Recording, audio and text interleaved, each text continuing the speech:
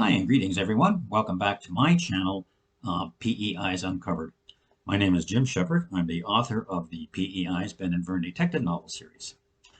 Now we've been working on a project that I've entitled Book Hooks. And the idea of a book hook, as you know by now, is to have a reader, a potential reader, pick up a book, read the first 4 or 5 pages of the book, and want to read more. Okay, that's the hook. You got to get them to want to read more. And if you want to read more, you're going to purchase the book, you're going to tell your friends about the book, and lo and behold, I'm going to hit the hopefully. And before I get into the book itself, which, by the way, I'll be reading from P.E.Eyes Payback, it's the 4th one in the series.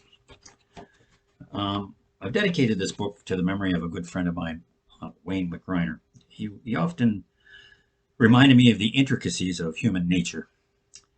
That's the type of person that Wayne was.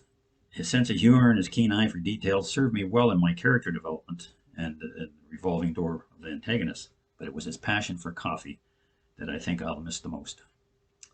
Yes, Wayne got me hooked on coffee when I was drinking a little bit too much scotch.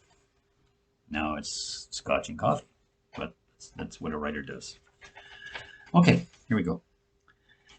Emma Bauer swished a portion of lime-flavored Gatorade in her mouth and swallowed hard.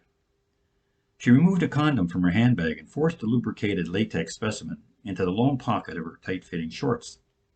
The young girl took another sip from the plastic bottle, hoping that her mouth would not dry up on her as she climbed into the passenger seat of the blood-red muscle car that she had parked beside moments earlier. Her expectations, following a call from Blake to meet with him out at Cape Bear Lighthouse, were high. After several agonizing moments of silence, she swallowed a second time. Her companion, tapping on the steering wheel of his 1980 Mustang, failed to acknowledge Emma's presence, even as she sat next to him with her hand playfully resting on his lap.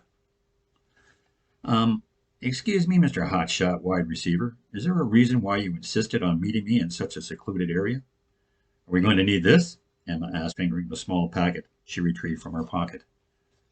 Blake Fitzsimmons continued to sit and tap rhythmically on the wheel as though he were beating along to a mesmerizing musical number. But Emma was quick to notice that the only music provided came from a field pregnant with noisy crickets. Blake, she called out, what are you doing? Blake Fitzsimmons, high school football jock, destined for a promising career in the pro ranks one day, and current boyfriend of the concerned cheerleader, failed to answer. The only indication that he had even heard Emma's question was the slight sneer that found its way to the otherwise expressionless face. Is this your idea of wooing a woman? I'm not impressed, Emma said. Then a chilling thought occurred to her. Don't tell me you got me to drive all the way out here just so you could break up with me. If that's your plan, I'll make your life a living hell, you ruthless bastard. Her comment, given tongue-in-cheek, also came with an element of conviction. Nothing. Blake, enough of this. Talk to me now or I'm leaving, Emma demanded. The driver stopped strumming and turned to face his girlfriend for the first time since her arrival, yet still no words came from his tight-lipped mouth. Blake, you're scaring me. Is that your intention? Beads of perspiration that had formed on his forehead were beginning their rapid journey south to the front of Blake's form-fitting t-shirt. I need your help, he mumbled. What? What kind of help? What are you talking about? Emma, listen to me. This is no joke. They're going to kill me if I don't do what they say. You're not making any sense, Blake. Who's going to kill you, and why would anyone want to do that? A moment of clarity settled in, and the confused girl continued. Are you on drugs?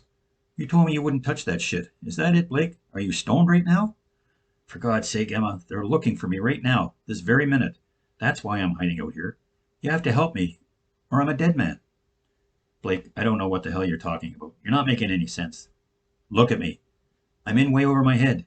I don't even know how I got there. But if I don't do what they want, I'm dead. I'm not exaggerating, baby. It's a verbatim threat, and I believe them. Who, Blake? Who threatened you? This is crazy talk. At that moment, a black SUV turned onto the gravel lot surrounding the lighthouse. Conspicuous by its lack of headlights and the way it crept forward, the vehicle hugged the tree line as though the occupants were purposefully evading detection. Emma spotted the car and suspected that another pair of young lovers were seeking a secluded place to engage in coition. Blake also spotted the car, eyeing it with intensity. Emma would later swear that her boyfriend did not so much as take a breath of air for the next 30 seconds as he watched with unwavering interest. The car closed to within 60 feet of Blake's Mustang and Emma's strawberry-colored Honda Civic before it came to a complete stop. Emma noticed the windows of the SUV were dark. The passenger window opened a few inches, and a wisp of cigarette smoke snaked into the night air. Emma guessed that whoever was inside wanted some cooler air, or in the alternative, a clearer view outward. Her opinion was not shared by Blake. "Get out of the car," he demanded of Emma in a voice slightly louder than a whisper. "What?" "Now! Get out of—" Blake's panic caused Emma to freeze in her seat, confused and more than a little fearful of her boyfriend. She didn't know what to do. "I'll call you on your cell, I promise, but you have to get out of here now." The final order being given, Blake reached across Emma's lap and pulled on the door handle. No sooner had the shell-shocked girl stepped out of the car did Blake fire up the massive engine and peel out of the parking lot, throwing up a hailstorm of gravel in the process. Alone and confused, Emma stood riveted to the spot beside her own car. A moment later, its headlights now glaring, the dark SUV roared to life and made a similar exit from the lot, in the same direction that Blake had taken. Now, you tell me that's not a book hook. I'm sure you want to read more, and you can do so. You can look for P.E.Eyes Payback. You can contact me. You can call Volumes Publishing. But above all, if you are enjoying these sessions, would you please hit like and share? That's how we survive here on YouTube, with the likes and share. And until the next time, I bid you adieu and have a great day. Goodbye now.